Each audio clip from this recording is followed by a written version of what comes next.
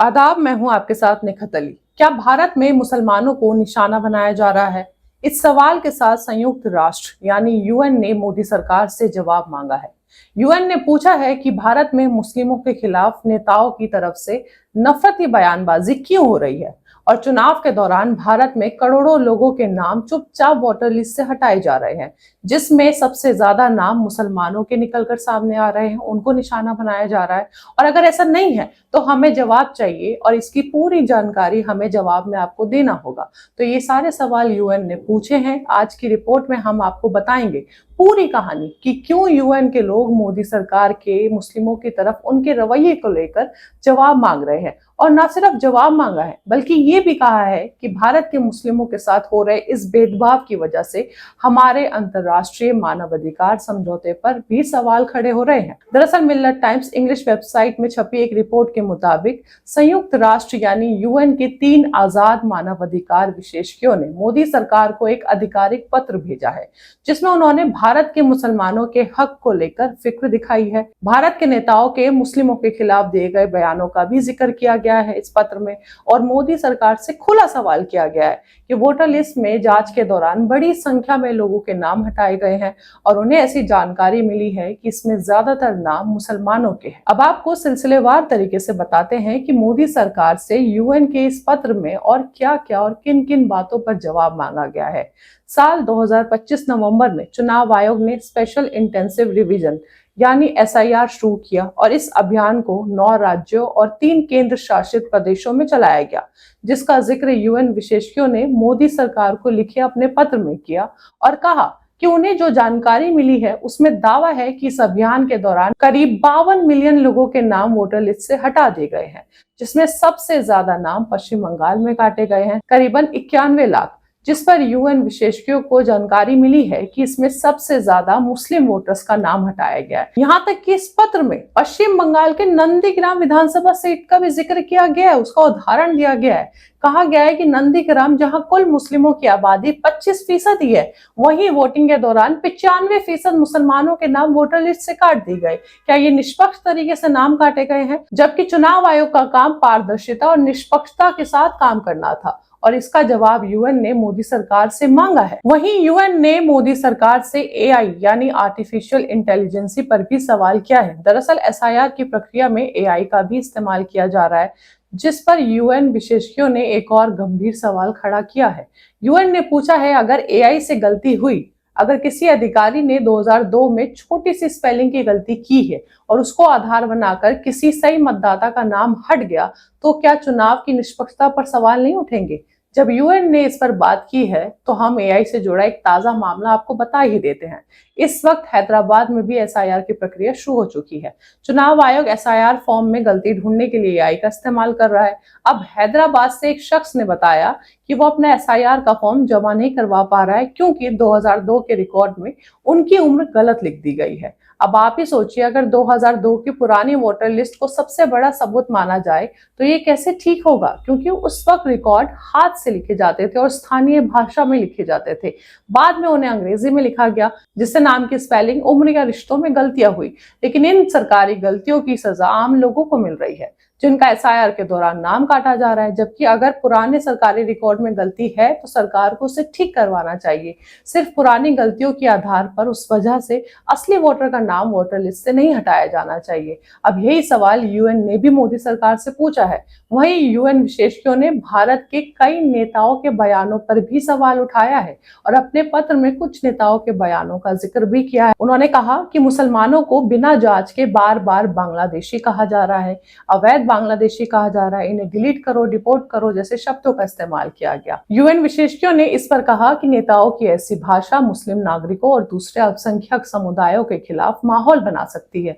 UN विशेषज्ञों ने यह भी कहा कि इस तरह की बयानबाजी अंतर्राष्ट्रीय मानवाधिकार समझौतों के खिलाफ मानी जा सकती है और भारत भी इन समझौतों का हिस्सा है, जिनका मकसद हर नागरिक के अधिकारों की रक्षा करना और किसी भी तरह के भेदभाव को रोकना है। अब यूएन के 3 विशेषज्ञों निकोलस लेवरा, आयरिन खान और नाजिया घनिया ने मोदी सरकार से आखिर में पूछा कि बताइए, एसआईआर की पूरी प्रक्रिया कैसे हुई, कुल कितने नाम हटाए गए, किस आधार पर हटाए गए, क्या किसी समुदाय के साथ भेदभाव नहीं हुआ, इसकी क्या व्यवस्था थी? जिन लोगों ने शिकायत की उनका मामला कैसे निपटाया गया? अगर किसी का नाम गलती से हट गया तो उसे न्याय कैसे मिला? और जिन अधिकारियों से गलती हुई उनकी जवाबदेही कैसे तय की गई? आपको बता दें, इस मामले पर चुनाव आयोग और विदेश मंत्रालय की तरफ से अभी कोई जवाब नहीं दिया गया है, लेकिन जवाब तो देना पड़ेगा क्योंकि भारत संयुक्त राष्ट्र का सदस्य देश है और कई अंतर्राष्ट्रीय मानवाधिकार समझौतों का हिस्सा भी है।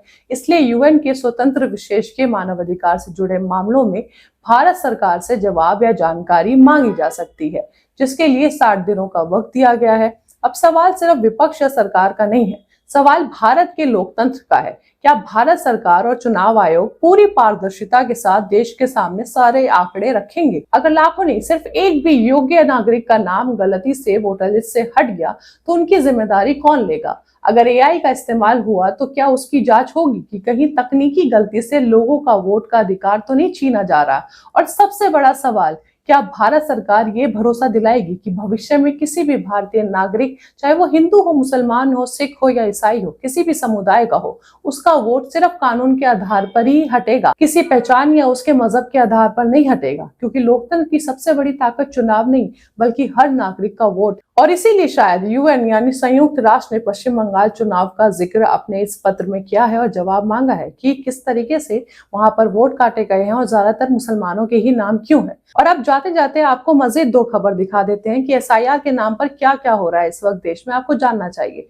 कलकत्ता हाईकोर्ट ने जलपाईगुड़ी से एक याचिकाकर्ता की याचिका खारिज कर दी। अब आप सुन लीजिए याचिका क्या थी, समझिए। दरअसल पश्चिम बंगाल में एसआईआर के दौरान याचिकाकर्ता का नाम मतदाता सूची यानी वोटर लिस्ट से हटा दिया गया था। इसके बाद उन्होंने पासपोर्ट का जो आवेदन दिया था उसको भी रोक दिया गया।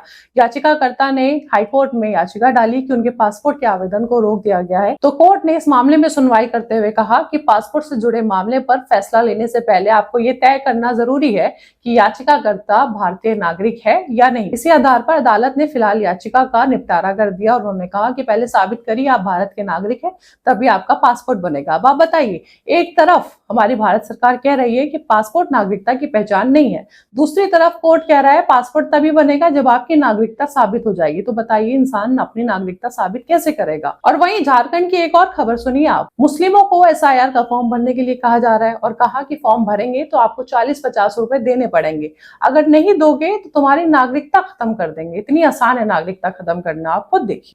के द्वारा जो बीएलओ एसआईआर का फॉर्म भर रही है, अभी हर व्यक्ति से 20 रुपया से 50 रुपया के बीच में मांग रही है, और अगर पैसा नहीं देने के बात हो रहा है तो बोल रहे हैं कि हम नागरिकता छीन लेंगे।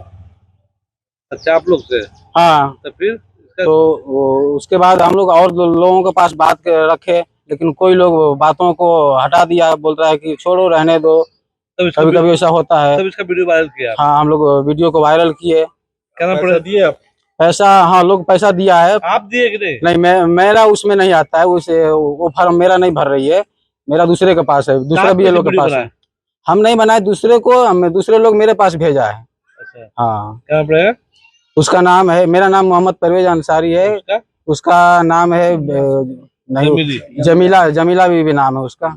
तो अब आप इन खबरों से अंदाजा लगाइए कि इस वक्त भारत में एसआईआर के नाम पर क्या क्या हो रहा है। यहाँ तक कि यूएन यानी संयुक्त राष्ट्र भी अब जवाब मांग रहा है मोदी सरकार से कि एसआईआर के नाम पर भारत में आखिर चल क्या रहा है, और मुसलमान बेचारा इस वक्त अपनी नागरिकता साबित करने के लिए कितनी जद्दोजहद कर रहा है। उन्हें कभी बांग्लादेश भेज दिया जाता है, फिर 1 साल तक कोर्ट की लड़ाई लड़ता है और साबित होता है कि वो भारतीय हैं, और फिर उन्हें वापस लाया जाता है। बहरहाल अब यूएन के इन सवालों का मोदी सरकार क्या जवाब देगी, इसका अपडेट भी हम आपको देंगे।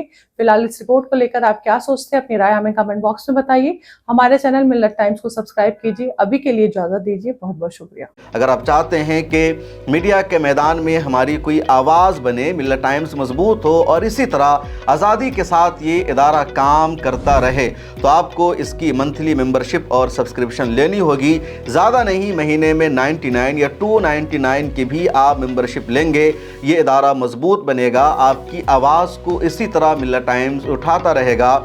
यहाँ एक QR कोड आपको दिख रहा है, इसको आप स्कैन कर सकते हैं या डिस्क्रिप्शन में हमारी वेबसाइट का लिंक मौजूद है, उस पर क्लिक कीजिए।